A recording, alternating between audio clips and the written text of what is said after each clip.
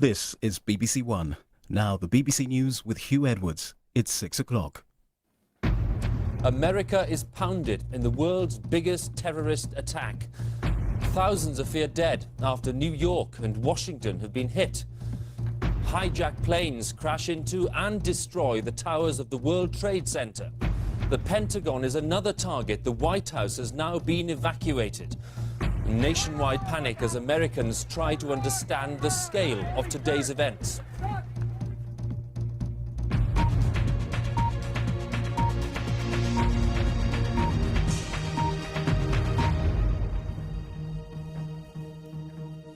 Good evening.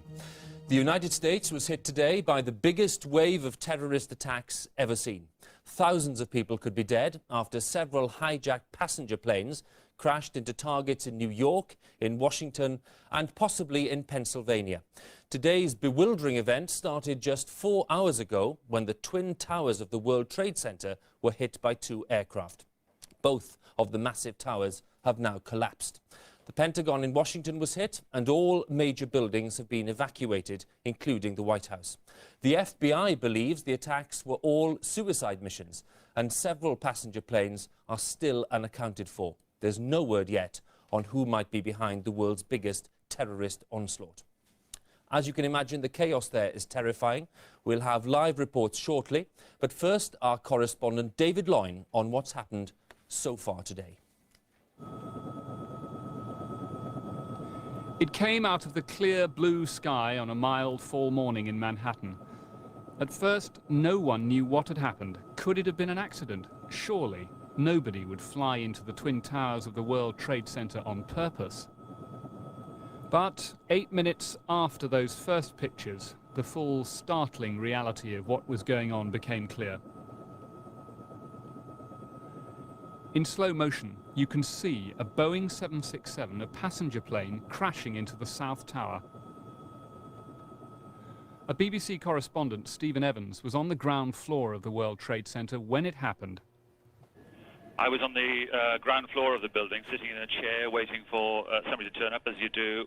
There was a huge bang.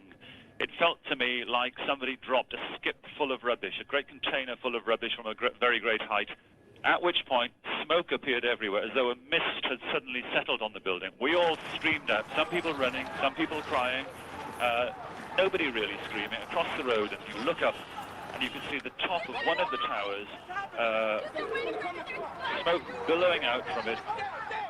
It is hard to imagine what must have been going through the minds of people on the streets below. There's people jumping out of windows. I've seen at least 14 people jumping out of windows. It's horrific. I can't believe this is happening.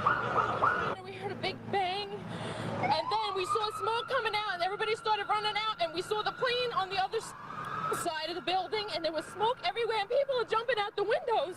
Over there, they're jumping out the windows, I guess because they're trying to save themselves. I don't know.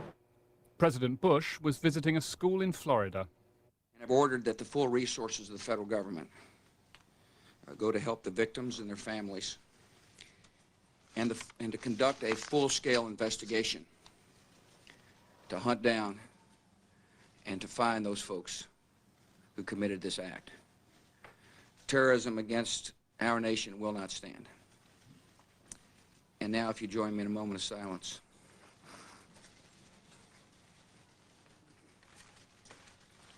May God bless the victims, their families, and America. Thank you very much. But it wasn't over, not by a long way. Almost as soon as the president had finished speaking, another airliner crashed on or near the Pentagon, the headquarters of the American Defense Department, causing panic in the nation's capital, Washington, D.C. The White House was evacuated, and there was what looked like an attack on the State Department, which runs American foreign policy. Back in New York, firefighters were in the basement of the World Trade Center, wondering if the building above them was safe. But the nightmare went on and on. And it was all live on American television. First, one of the towers collapsed. Thanks very much. Completely collapsed. The whole side has collapsed? The whole building has collapsed. The whole building has collapsed? The building has collapsed. That's the southern tower you're talking about. Exactly. The second building that we witnessed the airplane enter. The emergency services had cleared an area around the towers, but they'd not yet succeeded in evacuating the building. The people still inside had seen the other tower go and waved in desperation, but it was too late. And then the World Trade Center, proud symbol that it was of the wealthiest city in the world, was no more.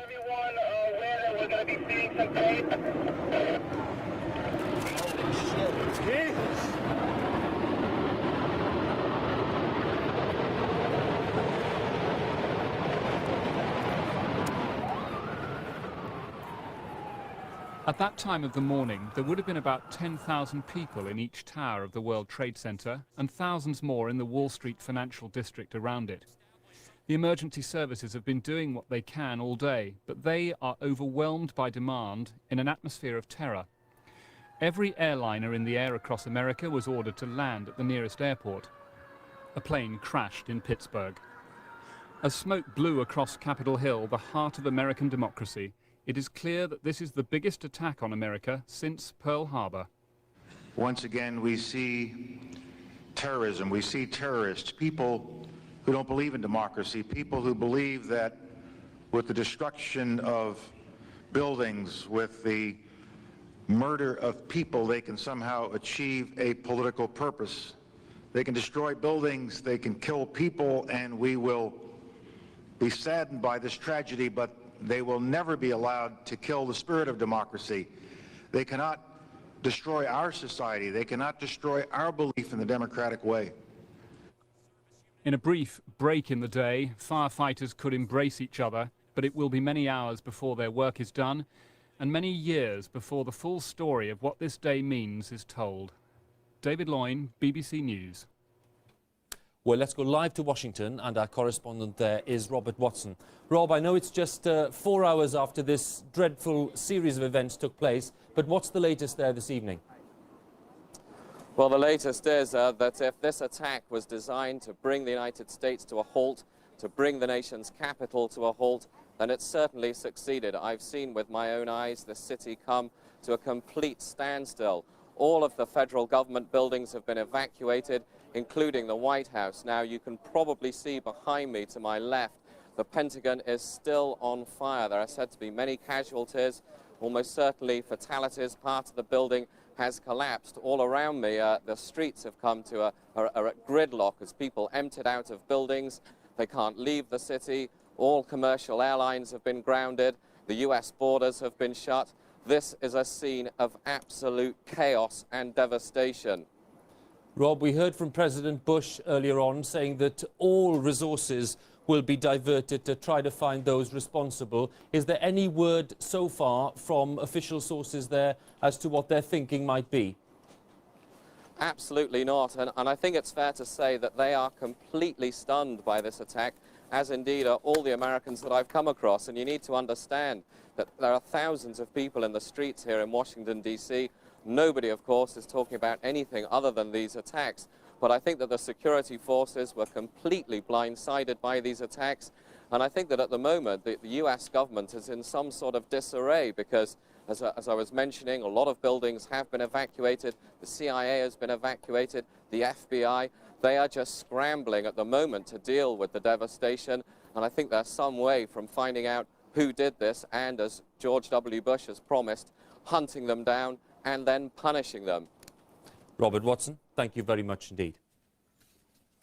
Now, in just 4 hours, the United States has been under sustained attack. As we were mentioning, the first news of today's attacks came through at 2 minutes to 2. That's British time, of course. Fergus Walsh is with me here to talk us through the sequence of events so far today. Fergus. Well, Hugh, let's look at how the events of today unfolded. It began in Boston when 2 passenger aircraft were hijacked by terrorists. These were United Flight 175 and American Airlines Flight 11, both bound for Los Angeles. They were forced to fly to the World Trade Center in New York. A third plane was hijacked at Washington Dulles Airport. That was American Airlines Flight 77, again bound for Los Angeles. It was flown to the Pentagon in Washington. a fourth aircraft, United Airlines Flight 93 from Newark to San Francisco, crashed southeast of Pittsburgh. Now, the World Trade Center in New York was the fourth tallest building complex in the world, 1,350 feet high. The Twin Towers dominated the skyline of lower Manhattan. The first impact was just before 9 a.m. New York time, 2 p.m. here. The hijacked aircraft crashed into the 80th floor of the North Tower, each tower being 110 stories high. Now, 8 minutes later, a second plane crashed into the South Tower around the 65th floor. Now, the World Trade Center is the largest commercial complex in the world. It's effectively a mini city. 50,000 people work inside. It has 90,000 visitors every day. The casualties inside and on the ground are unknown. What we do know is that American and United Airlines say the 4 aircraft involved had a total of 266 passengers and crew on board. Now, within an hour, the Twin Towers had collapsed. Now, unlike most conventional skyscrapers, which have lots of interior columns to give strength to the building, the exterior walls of the World Trade Center bore most of the load, so the direct attacks were enough to weaken the buildings and lead to their collapse. Now, let's turn to Washington. Within 45 minutes of the attacks on the World Trade Center, another hijacked plane had crashed in a direct hit on the Pentagon. One side of the 5-sided building was completely destroyed. Just over 30 minutes later, a car bomb exploded outside the State Department. Again, there's no figure on casualties. American fighters are now patrolling the skies above New York, Washington and other key locations to guard against further attacks. American military and government buildings across the world are on high alert. Other tall buildings in the US, such as the Sears Tower in Chicago, have been evacuated. America's day of horror is still unfolding. Hugh. Indeed it is, Fergus. Thanks very much.